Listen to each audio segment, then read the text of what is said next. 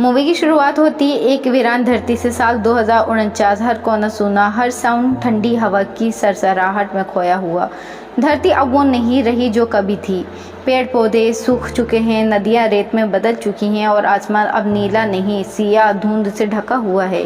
एक समय था जब ये धरती हमारी हंसी खुशी की जगह थी, अब ये सिर्फ एक याद बनकर रह गई है। इंसानों ने धरती को छोड़ दिया था, वो सब एक नए प्लैनेट की तलाश में निकल चुके थे। शायद फिर से ज़िंदगी बसाई जा सके, लेकिन कुछ लोग थे जो अभी भी रुके हुए थे। कुछ साइंटिस्ट वो धरती को आखिरी मौका देना चाहते थे। शायद कहीं कोई उम्मीद बची हो, शायद कोई चमत्कार। इन्हीं में से एक थे ऑगस्टीन, एक बुजुर्ग साइंटिस्ट, सफ़ेद बाल, कांपते हाथ, मगर आंखों में एक अलग ही चमक थी, उम्मीद की। लेकिन ऑगस्टीन जान चुके थे उनका शरीर अब साथ नहीं देगा। उन्हें कैंसर था। वो जानते थे कि अब ज़्यादा वक्त नहीं बचा। सारे लोग एक एक करके धरती को छोड़ चुके थे, लेकिन ऑगस्टीन नहीं। वो नहीं गया। क्यों? क्योंकि वो नहीं चाहता था कि वो अपनी आखिरी सांस किसी अनजानी ठंडी अजनबी जगह पे ले। धरती यही उसकी माँ थी, यही उसकी शुरुआत थी और वही उसकी अंतिम मंजिल थी। वो चाहकर भी धरती को छोड़ नहीं पाया। उसे हर सूखे पेड़ में, हर बिखरे पत्थर में, हर वीरान रास्ते में जिंदगी की झलक दिखाई देती थी। ऑगस्टीन का कहना था कि शायद धरती मर चुकी है, लेकिन मैं इसके साथ जीना चाहता हूँ और इसी के साथ मरना चाहता हूँ। ऑगस्टीन साइंटिस्ट होने के साथ साथ एक बहुत बड़ी कंपनी के ओनर भी थे और ये बहुत ज़्यादा अमीर थे। इसलिए उन्हें पता था कि उनकी बची हुई ज़िंदगी आसानी से धरती पर गुजर जाएगी। सभी साइंटिस्ट धरती यानी अर्थ को छोड़कर चले जाते हैं और यहाँ पर सिर्फ ऑगस्टीन ही रह जाते हैं और ऑगस्टीन अपने कैंसर का इलाज भी खुद करते हैं। यहाँ मूवी का सीन कट होता है। अब हमें ऑगस्टीन का पास्ट दिखाया जाता है। जब ऑगस्टीन जवान थे यानी यंग थे तो बहुत ही काबिल साइंटिस्ट थे और इन्होंने ही सबसे पहले ऐसे प्लैनेट का पता लगाया था धरती के वातावरण के बिगड़ने के बाद फ्यूचर में इंसान को बचाया जा सके। ऑगस्टीन को एक लड़की भी मिलती है और ये दोनों एक दूसरे को पसंद करने लगते हैं और दोनों भी शादी भी कर लेते हैं।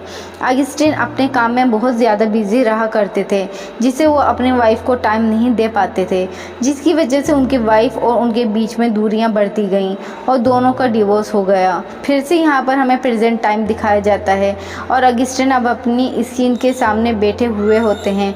तभी उन्हें एक मैसेज मिलता है। ये मैसेज एक स्पेसशिप से आ रहा होता है, जिसे अब से 6 साल पहले ऑगस्टीन की कंपनी ने स्पेस में एक दूसरे प्लैनेट पर रिसर्च के लिए भेजा था और अब ये स्पेसशिप अर्थ पर वापस लौट रहा होता है और स्पेसशिप में मौजूद किसी भी एस्ट्रोनॉट को ये नहीं पता होता है कि अर्थ पर अब कोई नहीं है। स्पेसशिप में हमें ग्रुप मेंबर को दिखाया जाता है, जिसमें एक लड़की, एक ग्रुप के कमांडर और कुछ लोग होते हैं। ये सभी 6 सालों से अर्थ से बाहर थे और सभी अपनी अपनी फैमिली से मिलने की बेसब्री से वेट कर रहे थे। ऑगस्टीन अपनी बीमारी के चलते कुछ समझ नहीं पा रहे थे कि ये स्पेसशिप किसका है और ना ही उन्हें कुछ याद आ रहा था। वो अपने दिमाग पर बहुत ज़्यादा जोर डालते हैं और उन्हें याद आ जाता है कि ये स्पेसशिप तो उन्हीं की कंपनी का भेजा हुआ है।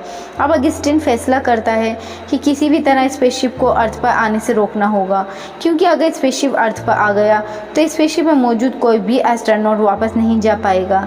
इसलिए ऑगस्टीन उन्हें मैसेज करके वापस उसी प्लैनेट पर भेजने की कोशिश करते हैं जिस पे पूरी दुनिया के बचे हुए इंसानों को भेजा जा चुका था। तभी ऑगस्टीन को पता चलता है कि स्पेसशिप पर मैसेज 11 घंटों के बाद ही किया जा सकता है। तभी ऑगस्टीन देखते हैं कि उनके किचन में आग लग गई है। वो भागकर किचन में जाते हैं और आग बुझाने की कोशिश करते हैं। तभी किचन में एक लड़की दिखती है। वो उससे बात करने की कोशिश करते हैं, लेकिन वो बच्ची कुछ नहीं बोल सकती थी।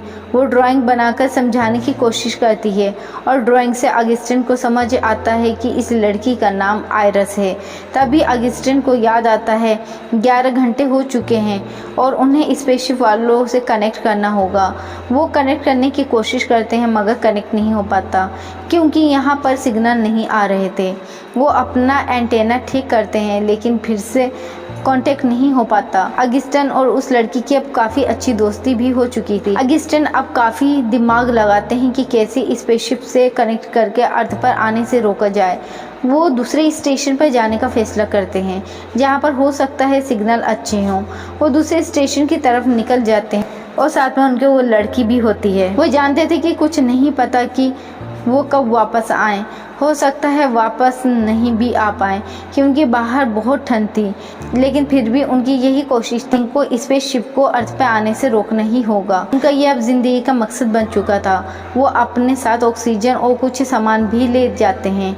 आगे चल के बर्फ टूटने से दोनों पानी में गिर जाते हैं, लेकिन अगस्टिन लड़की को किसी तरह बचा लेते हैं और उसका सारा सामान पानी में खो जाता है। आगे उन्हें पैदल चलते चलते काफ़ी टाइम गुजर जाता है और इस बीच बर्फ़ का तूफान भी आ जाता है जिसमें लड़की का हाथ उनसे छूट जाता है। वो उसे ढूंढने लगते हैं, लेकिन तूफान बहुत ज़्यादा था, कुछ भी दिखाई नहीं दे रहा होता है। आखिरकार वो लड़की अगस्टिन को वापस मिल जाती है। फिर दोनों अपने आगे के सफ़र पर निकल पड़ते हैं और स्टेशन तक पहुंच जाते हैं। वहीं हमें स्पेसशिप पर एस्ट्रोनॉट को दिखाया जाता है। वो सोच रहे होते हैं कि शायद हम रास्ता भूल गए हैं, इसलिए अर्थ से कोई जवाब नहीं आ रहा। तभी अगस्टिन इनसे कनेक्ट कर लेते हैं। वो अर्थ की कंडीशन के बारे में सारी बातें बताते हैं। तभी इनका सिग्नल भी चला जाता है। ये फैसला करते हैं कि स्पेसशिप से बाहर जाकर सिग्नल सही करेंगे। ये बाहर जाकर सिग्नल ठीक करने की कोशिश करते हैं। इनका स्पेसशिप जहाँ पर होता है वहाँ बहुत ज़्यादा चट्टानें होती हैं और इनका स्पेसशिप बहुत सारी चट्टानों से टकरा जाती है, जिससे इनका स्पेसशिप थोड़ा डैमेज हो जाता है और इसी बीच एक एस्ट्रोनॉट की डेथ भी हो जाती है। लेकिन सली नाम की एस्ट्रोनॉट हिम्मत करके बाहर जाती है और सिग्नल ठीक कर देती है और फिर से अगस्टिन से बात करती है। अगस्टिन उन्हें बताते हैं, तुम्हारे यहाँ जाने के बाद 6 सालों में तुम्हें भी नहीं पता कि यहाँ पर क्या क्या हुआ है। यहाँ पर सिर्फ अकेला मैं ही हूँ और जो भी लोग थे वो साइंटिस्ट यहाँ से जा चुके हैं। वो सभी दूसरे प्लैनेट पे पहुँच चुके हैं और कुछ मारे गए हैं। तुम भी उसी प्लैनेट पे चले जाओ। अगस्टिन उन्हें दूसरे प्लैनेट की पूरी जानकारी देते हैं। इस प्लैनेट का नाम G20 होता है और वहाँ पर इंसान काफ़ी आसानी से रह रहे होते हैं। ये सुनकर सभी एस्ट्रोनॉट बहुत परेशान हो जाते हैं और स्पेसशिप का पायलट इन सभी बातों पर बिल्कुल भी यकीन नहीं कर पा रहा था। वो कहता है, मेरी वाइफ अर्थ पर मेरा इंतज़ार कर रही है। अगस्टिन पायलट को समझाते हैं कि यहाँ कोई नहीं है, तुम्हारी वाइफ मर चुकी होगी। पायलट कहता है, अगर मेरी वाइफ मर चुकी है तो मुझे भी अर्थ पर ही अपनी वाइफ के पास जाना है। पायलट स्पेसशिप से छोटा स्पेसशिप लेकर अर्थ की तरफ निकल जाता है। सिली अगस्टिन से कहती है, मैं अपनी कंपनी में काम करते हुए भी आज तक अपनों से नहीं मिली। मेरी लाइफ का ड्रीम था कि मैं अपनों से मिलूं और आप मेरे आइडल हैं। आपकी जैसी मैं एस्ट्रोनॉट बनी। अगस्टिन उससे उसका नाम पूछते हैं। वो अपना नाम सिली आयरस बताती है। सिली आयरस नाम सुनते ही अगस्टिन अपनी बेटी को याद करते हैं।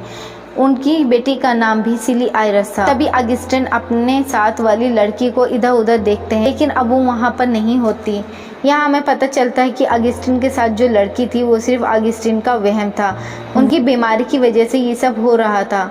वो लड़की और कोई नहीं बल्कि अगस्टिन की बेटी ही थी, जो उसे बीमारी के चलते दिख रही थी। अगस्टिन की वाइफ से अगस्टिन का डिवोर्स हो गया था, जिसकी वजह से वो अलग रहते थे, मगर वो अपनी फैमिली से बहुत प्यार करते थे और हमेशा से अपनी पत्नी और बेटी को अर्थ से बाहर G20 प्लेनेट पर भेजना चाहते थे और यही अगस्टिन की ज़िंदगी का मकसद था। और उन्होंने अपने जीने के लिए अपनी बेटी को अपने साथ इमेजिनेशन करना शुरू। सिली को उसकी मॉम ने कभी नहीं बताया कि उसके डैड कौन है और अगस्टिन ने भी अपनी बेटी को कभी नहीं बताया कि मैं तुम्हारा डैड हूँ। अब अगस्टिन पूरी दुनिया में अकेले मौत के करीब होने के बाद भी मुस्कुरा रहे होते हैं, क्योंकि उनकी वाइफ पहले ही G20 प्लेनेट पर जा चुकी थी और अब उसकी बेटी भी G20 प्लेनेट पर पहुँच जाएगी। और यही अगस्टिन की ज़िंदगी का मकसद होता है, जो कि पूरा हो चुका था और वो एक मुस्कुराहट के साथ अपनी आखिरी सांस का इंतज़ार कर रहे होते हैं और मूवी की यहीं पर एंड हो जाती है। तो दोस्तों, आपको ये मूवी कैसी लगी हमें कमेंट करके ज़रूर बताएं और वीडियो को लाइक करके चैनल को सब्सक्राइब करना हरगिज़ नहीं भूलें।